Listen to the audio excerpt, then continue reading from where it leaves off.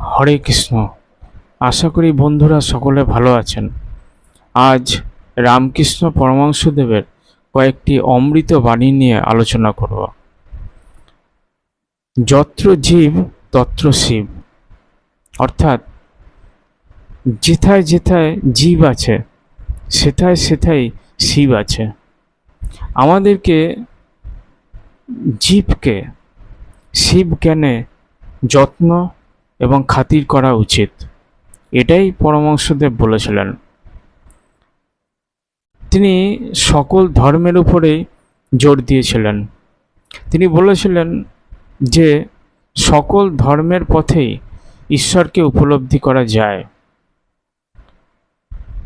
জ্ঞান আমাদেরকে ঐক্যের দিকে নিয়ে যায়, আলোর দিকে নিয়ে যায়, আর অজ্ঞানতা আমাদেরকে অন্ধকারের দিকে নিয়ে যায়।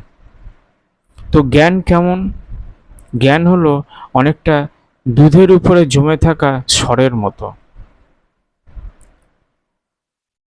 তুমি যদি মনের মধ্যে অহংকার স্বরূপ কালো মেঘ পুষে রাখো, তাহলে স্বয়ং ঈশ্বরও তোমাকে আলোর পথ দেখাতে পারবেন না। রামকৃষ্ণদেব এই শ্লোকটির মাধ্যমে বলেছিলেন যে আমাদের মনে এক কালো মেঘের মতো অহংকার রয়ে আছে।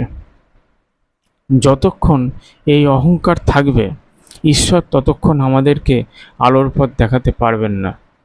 কারণ ঈশ্বর অহংকার পছন্দ করেন না। যতক্ষণ তোমার সঙ্গে বাসনা, ততক্ষণই ভাবনা, আর এই ভাবনাই হলো তোমার দুঃখ, কষ্ট, মায়া, মোহ ইত্যাদির কারণ।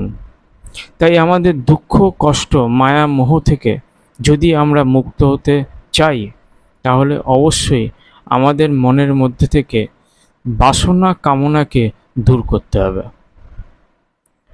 ঠাকুর আরও বললেন, তোমার মনকে ভেদাভেদ শূন্য করতে শেখো, তবেই তুমিও যে কোনো কাজের মধ্যেই ভক্তিরস খুঁজে পাবে। এই বাণীটির মধ্যে তিনি বোঝাতে চাইলেন যে আমরা যে যার ধর্ম পালন করি, কিন্তু আমরা ধর্ম বিষয়ে একে অপরের প্রতি একটা বিদ্বেষ, ঘৃণা প্রদর্শন করি। এতে কিন্তু আমরা কোনোদিনও ধর্মের যে আসল মাহাত্ম্য এবং আসল রস, সেটা কিন্তু খুঁজে পাব না।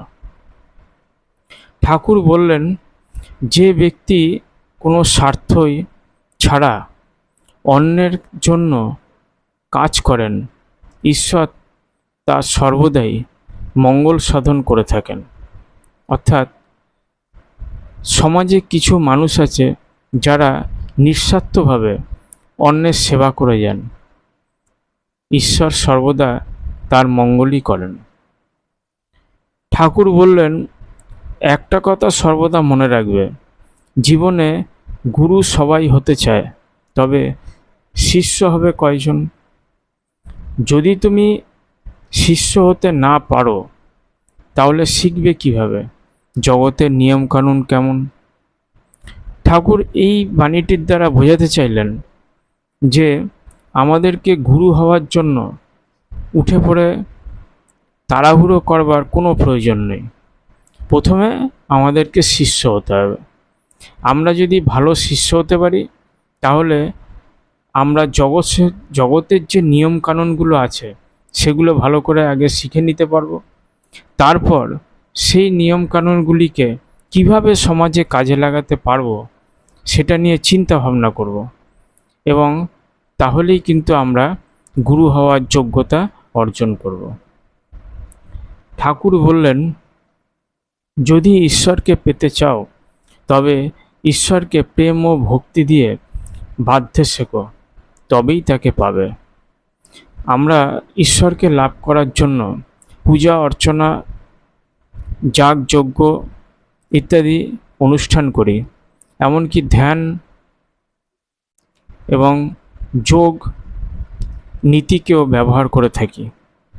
আসলে ঈশ্বরকে পেতে গেলে ঠাকুর বলেছেন যে প্রেম ও ভক্তিরই সবার আগে প্রয়োজন। ঠাকুর শ্রী শ্রী রামকৃষ্ণ পরমহংসদেব পরবর্তী একটি বাণীতে বললেন যে আমাদের মনকে কিভাবে শান্ত করে রাখতে হবে।